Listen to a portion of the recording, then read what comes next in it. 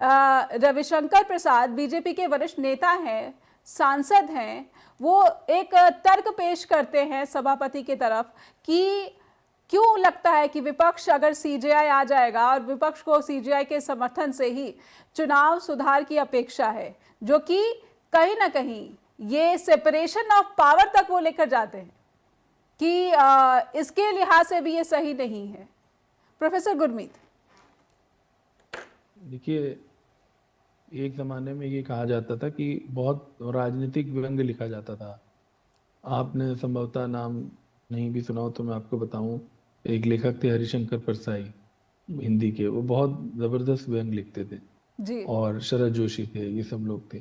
तो और उसमें राजनीतिक व्यंग्य का बहुत बड़ा हिस्सा होता था जो वो लोग लिखते थे। जी और आजकल उतना व्यंग्य नहीं लिखा जाता। तो एक बार ऐसे ही कोई बात चली कि क्यों नहीं लिखा जाता, तो वो कहते हैं अब जो हकीकत है वो अपने आप में ही इतनी हास्यास्पद है कि अलग से व्यंग्य लिखने की जरूरत नहीं है।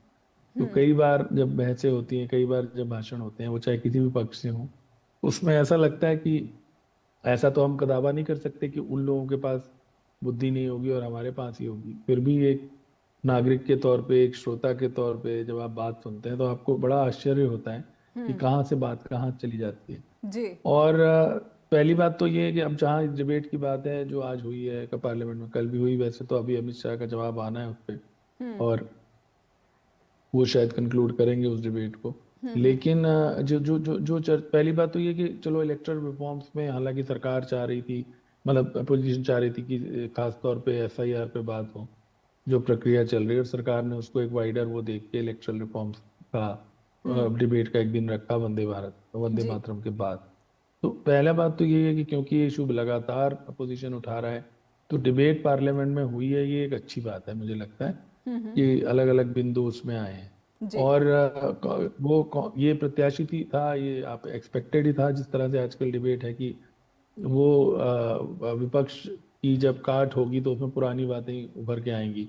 जो रविशंकर प्रसाद का आप बता रहे हैं उसके अलावा उन्होंने इमरजेंसी की बात भी की है, और अन्य बातें, प्रेसिडेंट का किस तरह से मखौल उड़ाया गया, इस तरह की भी बात की है। जब क्योंकि कांग्रेस लगातार ये आरोप लगाती रही है, और जो पहली बात राहुल गांधी ने भी कल इस डिबेट में कही, जी वो ईसीआई के जो सिलेक्शन प्रोसेस है उसमें से जो सीजीआई को निकाला, जिसका भी आप चर्चा कर रही थी, जी उसको लेके की थी। और उसके बहाने उन्होंने ये कहा, और बीजेपी वैसे भी ये बीजेपी पे ये आरोप विपक्ष लगाता रहा है कि जो इंस्टीट्यूशंस हैं हमारी, कॉन्स्टिट्यूशनल जो बॉडीज हैं और जो हमारी इन्वेस्टिगेशन एजेंसीज हैं, जैसे ईडी है, सीबीआई है, जी या इनकम टैक्स है, इस तरह की जो एजेंसीज हैं, और साथ में इलेक्शन कमीशन, जिसने टीएन शेषन के बाद खास तौर पर एक बहुत ऐसा मुकाम हासिल कर लिया था कि सब लोगों को ये लगता था कि भाई इलेक्शन कमीशन जो है, मतलब एक तरह से उन्होंने अपनी ताकत दिखाई थी। तो जैसे कई संस्थाएं होती हैं ना जिन पे कहते हैं कि जी वो संस्थाएं बिना दांत वाली संस्थाएं,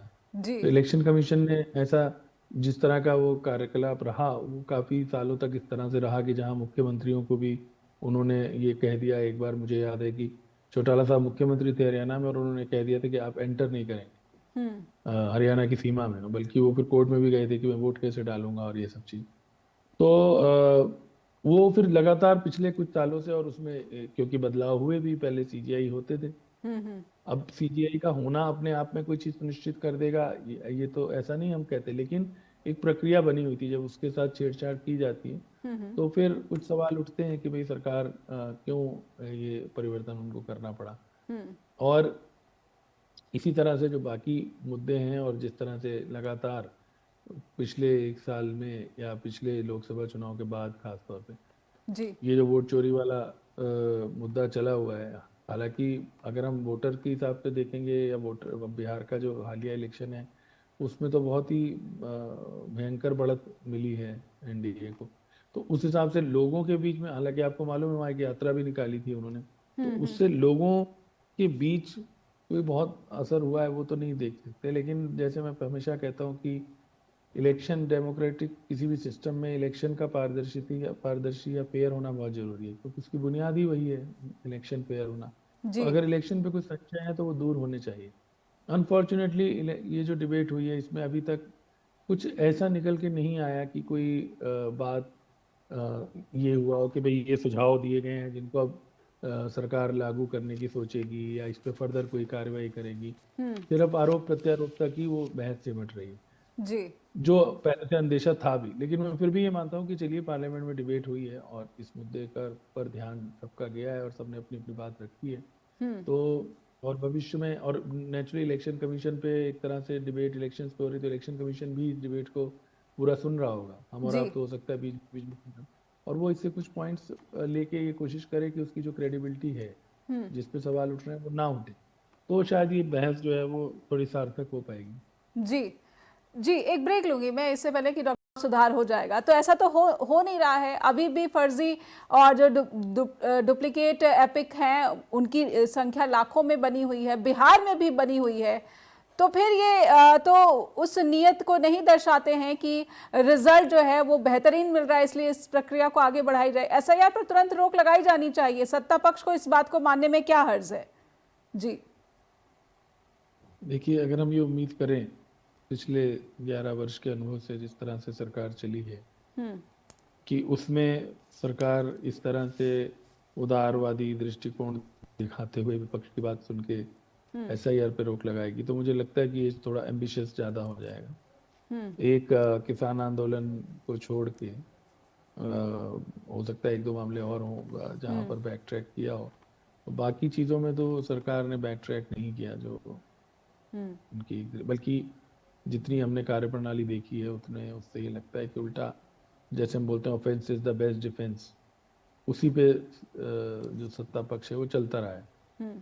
और तो इसलिए ये उम्मीद करना तो मुश्किल होगा। लेकिन जैसे अभी सर ने कहा कि कई बार जवाब से ज़्यादा महत्वपूर्ण होता है सवाल उठाना, और सवाल अपने आप में ही एक रास्ता दिखाते हैं। तो इसलिए तभी मैंने भी यही कहा था कि पार्लियामेंट में जब कोई चीज़ उठती है, जो डिबेट होती है, तो उसमें उसका एक अपना महत्व होता है। अगर पार्लियामेंट एक दिन इस बात पे डेडिकेट करनी पड़ी सत्ता पक्ष को, शुरुआती उसके बावजूद और फिर बीच का कुछ रास्ता निकाल के, तो वो तो अच्छी बात है।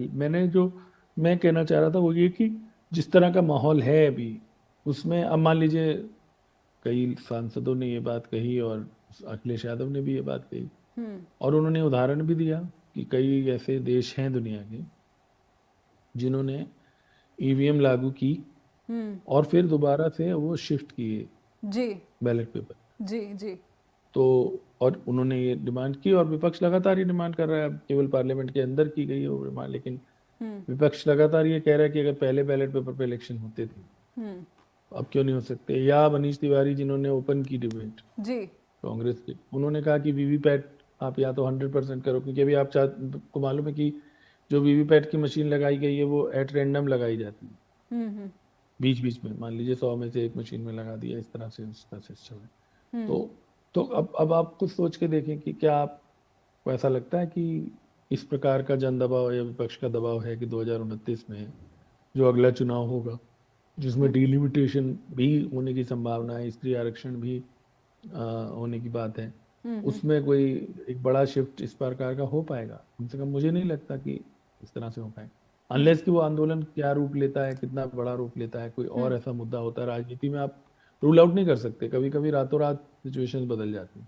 दुनिया के बहुत सारी ऐसी सरकारें हैं, दुनिया के बहुत सारे ऐसे देश हैं जहाँ पे, आप नेपाल में देख लीजिए क्या हुआ था अभी पीछे, तो बैठे बैठे ही सरकार एक दिन में चलती हो गई। तो वो अलग चीज है, कोई इस प्रकार की सिचुएशन जो सोची ना गई हो जी और उससे कोई परिवर्तन हो। लेकिन जो हालात इस समय चल रहे हैं और जिस तरह से और विपक्ष की स्थिति है, उसमें मुझे नहीं लगता कि अभी कोई इमीडिएट कोई बहुत बड़ा सरकार ऐसा फैसला लेगी रिफॉर्म से। उस दृष्टि से अगर हम सोचें तो मैं कह रहा था कि अभी कोई इसका ऐसा कोई हल निकलेगा नहीं, क्योंकि एक दृष्टिकोण ऐसा बना हुआ है कि एक प्रकार की, कई बार क्या होता है आपने देखा भी होगा, आम जीवन में भी होता है ये। जी कई बार हमने, मान लीजिए कोई सही बात भी कह रहा है कोई व्यक्ति, लेकिन वो हमें वैसे पसंद नहीं, तो हम नहीं मानेंगे अपनी जिद में, चाहे वो बात ठीक भी कह रहा है। कई बार तो हम लोग ऐसा भी करते थे जब मित्रता में छोटे थे कि मान लो हमें ये पता है कि कोई मित्र है, उसने हमेशा उल्टा स्टैंड लेना है, तो हम पहले से ही उल्टी बात करते थे जो हम चाहते थे उसके खिलाफ, तो जिससे कि वो अपने आप ही, हमें पता है कि उल्टा उल्टा बोलेगा, तो और हमारे मन की बात हो जाएगी। तो ये निजी जीवन में तो चल सकता है, राजनीतिक जीवन में तो इस प्रकार की अपेक्षा करना मुश्किल है।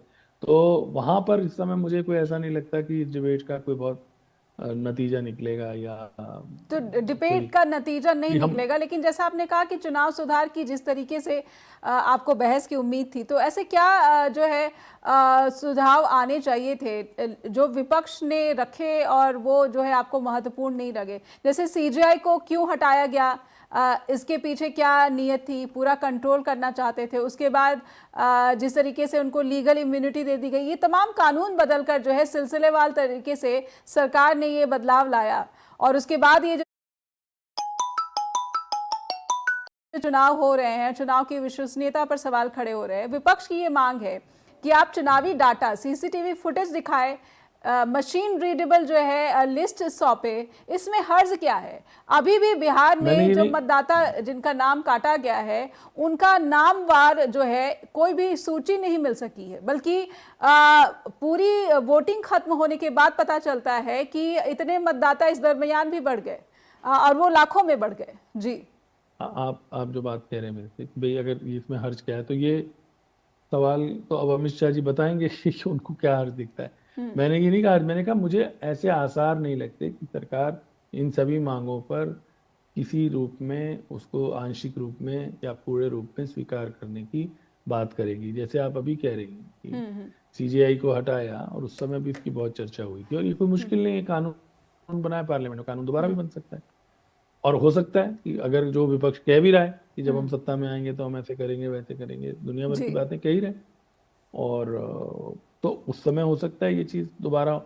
जहां तक सीजीआई की बात है, मैं एक व्यक्तिगत तौर पे आपको बात कह रहा हूँ। देखिए, अगर हम ये कहें कि देश की न्यायपालिका अब जो है वो बहुत सरकार के प्रभुत्व से बाहर रहती है या इन्फ्लुएंस से बाहर रहती है, वैसा तो नहीं है। एक्सपेक्टेड जरूर है, लेकिन वैसा तो नहीं है। आप जानते ही हैं कि जो एक बड़ा फैसला था वो सुप्रीम कोर्ट से ही आया था, जो एक सरकार ने अपनी जो एक तरह से उनका चुनावी वो था या उनका शुरू से वो था, वो सुप्रीम कोर्ट से ही फैसला। और भी कई ऐसे फैसले हैं जिनको लेकर बातचीत चलती रही है। और जिस तरह से न्यायाधीशों को सेवानिवृत्ति के बाद यहाँ तक कि राज्यसभा का सांसद भी बनाया गया, राज्यपाल भी बनाया गया, उस सब चीजों, ये सब आपके सामने है। तो लेकिन हाँ, जरूर एक प्रक्रिया थी, उसको बदलने से सवाल उठा था कि तीन चीजें ही तो थी ना। एक सीजीआई वाली बात की उन्होंने, जी जी एक उन्होंने ये बैलेट पेपर वाली बात काफी हुई, और एक वो जो डेटा वाला आप कह रहे। जी अब जाहिर सी बात है कि आज के समय में डेटा को रखना, कोई जितना इतना हम एडवांस होते जा रहे हैं सॉफ्टवेयर के तौर पे और चीज़ों के तौर पे, आजकल तो छोटे छोटे मोबाइल्स में इतनी मेमोरी आप एक्सपेंड कर सकते हैं। टीबी और जीबी तो पुरानी बातें होंगी, जी उसमें अगर वो डेटा वगैरह रखना है, इलेक्शन कमीशन की अपॉइंटमेंट वगैरह तो चलिए अलग बात है, डेटा वगैरह 45 दिन की जगह सपोज ज्यादा रखना, ये तो नहीं। लेकिन मुझे नहीं, पर व्यक्तिगत तौर पे ऐसा लगता है कि सरकार इनमें से किसी भी बात को स्वीकारेगी। तो फिर इस समय में सरकार ने मानेगी। जब वो मान गई कि चलिए सदन के भीतर चुनाव सुधार पर चर्चा कराई जाए, बहस होगी, तो फिर आखिर इस बहस को मानने और उसके बाद वही रवैया अपनाए रखने, इस सरकार नहीं, अगर जी बहस कराने का मकसद तो इतना था कि पार्लियामेंट चल जाए, एक दिन जो इन्होंने बोलना है वो बोल लें। यही एटीट्यूड है आजकल तो, कि भाई ठीक है, बहस हो जाएगी, हम अपना जवाब दे देंगे, हम अपने वो पुराने वही इमरजेंसी और कांग्रेस के जो रिकॉर्ड है पुराना, उसको लेके सामने रखेंगे, पर और उसके बाद सरकार फिर पर वो देखते जो हैं। प्रेशर बना पाने में विपक्ष कामयाब रहा। देखिए, मैं व्यक्तिगत तौर पर ये कह रहा हूँ कि जो इलेक्शन सरकार के जो 2024 में एक माहौल बना था, जब सरकार को मेजोरिटी नहीं मिली, जी और तब तरफ ये बात हुई कि भाई 400 पार का नारा भी आउट हुआ, और बीजेपी को अपने दम पे मेजोरिटी भी नहीं मिली, और उसे नीतीश कुमार और चंद्रबाबू नायडू की मदद भी लेनी पड़ी। उस जी समय जो माहौल विपक्ष का बना था, इंडिया ब्लॉक का भी बना था, कुछ भाषण भी उस तरह के हुए थे, लेकिन उसके बाद से लगातार जो चुनाव और विपक्ष की जो परफॉर्मेंस है लगातार, अब ये अलग बात है कि उसके लिए वो इलेक्शन कमीशन को भी वो दोषी, आप जानते हैं हरियाणा में एक अप्रत्याशित हार हुई थी, तो उसके लिए बात करते हैं वो।